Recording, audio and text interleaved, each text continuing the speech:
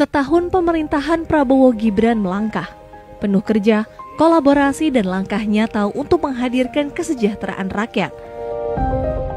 Lewat pengelolaan agraria dan tata ruang yang adil, inklusif dan berkelanjutan. Di bawah semangat Astacita, 8 tekad besar untuk Indonesia maju.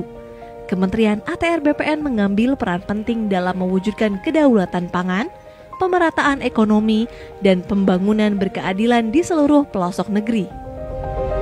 Pendaftaran tanah sistematis lengkap bukan sekadar mencatat bidang tanah, tapi menghadirkan kepastian, keadilan, dan nilai ekonomi baru bagi masyarakat. Hingga Oktober 2025, program pendaftaran tanah sistematis lengkap telah mendorong penambahan nilai ekonomi lebih dari 1021,95 triliun rupiah. Bukti nyata bahwa kepastian hukum atas tanah menghadirkan kesejahteraan dan kemakmuran. Transformasi digital terus dikuatkan. Melalui sertifikat elektronik dan layanan pertanahan digital, masyarakat kini bisa menikmati pelayanan yang lebih cepat, aman, dan transparan. Tanah-tanah wakaf kini juga tersertifikasi dengan baik, memastikan aset umat terlindungi dan dimanfaatkan untuk pendidikan, ibadah, dan kesejahteraan sosial. Di wilayah adat dan pelosok negeri, pendaftaran tanah ulayat terus dikuatkan. Ini bukan sekadar pencatatan, tapi penghormatan atas hak-hak masyarakat adat. Melalui reforma agraria dan pengadaan tanah untuk pembangunan, ribuan hektar lahan kini menopang proyek strategis nasional, dari jalan tol hingga kawasan ekonomi baru. Semua untuk membuka lapangan kerja dan menggerakkan ekonomi rakyat. Sementara itu, tanah-tanah telantar yang dulu terbengkalai kini dioptimalkan menjadi sumber produktivitas baru, menghidupkan kembali ruang-ruang yang sebelumnya diam untuk memberi manfaat yang nyata bagi bangsa.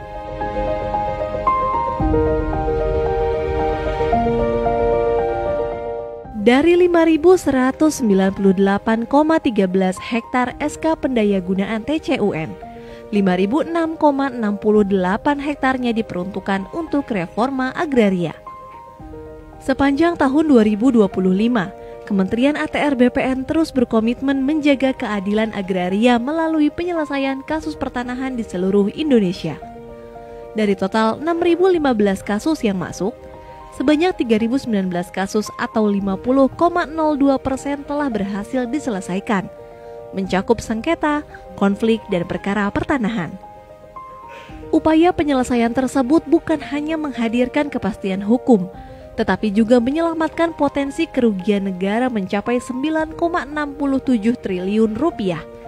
Dengan total 13.075,94 hektar bidang tanah berhasil diamankan.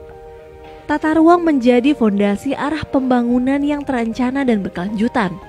Dengan RDTR digital terintegrasi OSS, investasi kini lebih cepat, terarah, dan ramah lingkungan, mendorong pertumbuhan ekonomi dari kota hingga desa. Selama periode Oktober 2024 hingga Oktober 2025, Kementerian ATR BPN mencatat capaian signifikan dalam penguatan tata ruang nasional. Jumlah RDTR meningkat 119 dokumen, dan RDTR terintegrasi OSS melonjak 189 dokumen. Capaian ini menegaskan komitmen Kementerian ATR BPN dalam memperkuat kepastian ruang bagi investasi, mempercepat program strategis nasional, serta mendorong pemerataan pembangunan di seluruh Indonesia. RDTR berperan sebagai pintu masuk utama investasi, melalui kesesuaian kegiatan pemanfaatan ruang atau KKPR. Selama rentang waktu Oktober 2024 hingga Oktober 2025, nilai investasi dari produk persetujuan KKPR yang menjadi kewenangan pusat telah mencapai 357,17 triliun rupiah. Mencerminkan peran strategis tata ruang dalam mendorong pertumbuhan ekonomi nasional. Dalam 1 tahun kepemimpinan Presiden Prabowo Subianto dan Wakil Presiden Gibran Rakabuming Raka, Kementerian ATR BPN hadir memberikan dukungan nyata terhadap program prioritas nasional, swasembada pangan, swasembada energi, dan pembangunan 3 juta rumah.